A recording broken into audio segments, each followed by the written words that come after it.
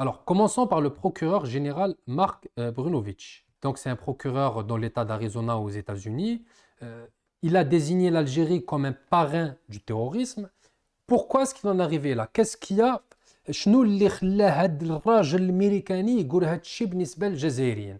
Pour lui, l'Algérie est coupable d'armer et de financer le Polisario. يعني il compare l'Algérie à la Russie, il compare l'Algérie à l'Iran, il compare l'Algérie à la Syrie. Pour lui, l'Algérie est un pays dangereux. Alors, il parle donc de l'appui de l'Iran pour fournir des armes au Polisario dans le but de déstabiliser la région et le royaume du Maroc. Je vous cite quelques mots de ce qu'il dit. Il dit que le Polisario prétend rechercher la souveraineté, mais utilise des couloirs pour le trafic d'armes et d'autres activités illicites, tout en ayant des liens divers avec des organisations terroristes du Maghreb. Il parle également de corruption, d'un rapport européen de lutte anti-fraude ما بين 2004 و 2007 عرفنا بان البوليزاريو شفر بعض الاموال اللي كانوا كيجيوه من الاتحاد الاوروبي بالنسبه للمعاونه ديال الصحراويين المساكن اللي كاينين في تندوف. كمل هذا الارتيكل كيقول بان l'Algérie, il a des preuves que l'Algérie qui soutient le Polisario doit être reconnue par les States, par les États-Unis d'Amérique comme étant un parrain du terrorisme. Donc c'est des accusations qui sont graves. C'est pas يعني باش نسى تجي واحد la personnalité politique في le Washington Times qui est un journal plus ou moins important aux États-Unis et qui tient des propos aussi graves, aussi forts que ça, يعني ce n'est pas anodin. Mais il faut mettre les choses dans leur contexte. Bien sûr que le Polisario est un groupe terroriste. Bien sûr que le Polisario est armé et financé par l'Iran. Mais هذا الامريكاني ماشي باغي الخير للمغاربه، باغي الخير يعني للطرف non. هذا الامريكاني il suit des intérêts économiques. Il défend les intérêts américains. Pourquoi? Lié aux hydrocarbures. حنا عرفنا بأن كاين une concurrence plus ou moins importante entre les Américains et l'Algérie pour ce qui est du gaz. Les Américains qui بيعوا le gaz de schiste. Donc, pour eux, c'est du pain béni, ces tensions entre le Maroc et l'Algérie. Il y a aussi l'armement russe. Donc, l'Algérie s'arme avec la Russie. Donc, l'Algérie contribue à l'effort de guerre russe en lui fournissant des milliards depuis des années et des années. Les Américains ne voient pas d'un bon œil cet armement militaire en Algérie, car les Américains sont en concurrence, sont même en guerre contre les Russes en Ukraine. Voilà. Mais pour revenir au premier sujet, donc on va passer directement au Maroc. ماشي غير الجزائر اللي عندها la pression internationale contre elle, il y a également le Maroc. On a vu dernièrement avec le Parlement européen l'affaire du Morocco Gate qui a fait énormément de bruit avec un soupçon de corruption. On a fait une vidéo qui a déjà pas mal marché. Je vous remercie encore d'avoir regardé mes vidéos. On a parlé du Morocco Gate, soupçon de corruption, liberté de la presse, Omar Radi, Raïsouni, Zevzafi, etc. Vous savez, moi, que je suis attaché à ces sujets.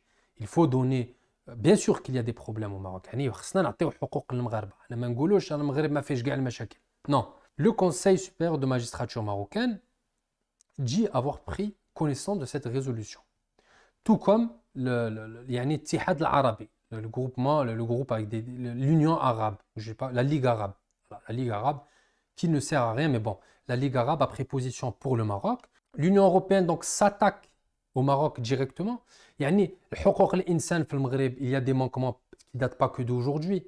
Ça ne date pas que d'aujourd'hui. Les manquements des droits de l'homme au Maroc datent de plusieurs dizaines d'années, comme il y en a dans tous les pays du monde, comme il y en a en Asie, comme il y en a dans les pays du Golfe. On a aux États-Unis. Les États-Unis est un pays avec énormément de scandales, que ce soit en Irak, en Syrie, à Guantanamo, etc. Donc il y a énormément de problèmes dans tous les pays du monde. Bien sûr qu'il y a quelques pays scandinaves qui sont cités souvent comme exemple, mais هذوك البلدان هما كتمشي تجبر عندهم مشاكل ماشي غير المغرب اللي عنده المشاكل ولكن المغرب سي فري عنده بعض المشاكل بزاف بالنسبه لحقوق الانسان والتقدم الاقتصادي. Il n'y a pas de débat à avoir sur ces sujets. ولكن البرلمان الأوروبي instrumentalise la question des droits de l'homme. يعني il y a une instrumentalisation des problèmes existants. يعني il y a des problèmes qui existent au Maroc et l'Ittihad al-Européen instrumentalise ces problèmes à des fins politiques pour respecter des agendas politiques, pour renégocier avec le Maroc, pour éviter que le Maroc se développe, pour aider l'Algérie, car l'Algérie est isolée, donc il y a un poussé le Macron qui pousse le lobbying algérien au Parlement pour aider l'Algérie, pour ne pas laisser l'Algérie s'isoler, pour ne pas que le Maroc prenne trop de distance. Je parle au niveau diplomatique, parce qu'économique, on sait que l'Algérie est plus développée que le Maroc, mais ce n'est pas la question. Donc, dernièrement, le Parlement européen a adopté à majorité un texte défavorable au Maroc depuis la première fois depuis des dizaines d'années. La résolution a été votée à la majorité. Il y a eu un vote au Parlement européen où la majorité des parlementaires européens ont voté contre le Maroc. C'est une résolution non contraignante. C'est-à-dire que, شنو votable, شنو هاد الانتخاب اش كيقول البرلمان الاوروبي كيطلب ماشي كيفرض كيطلب l'autorité marocaine كيطلب les autorités يعني الحكومة المغربية تحترم حرية التعبير وتحترم حرية الإنسان وتحترم وتطلق les détenus d'opinion. C'est une demande.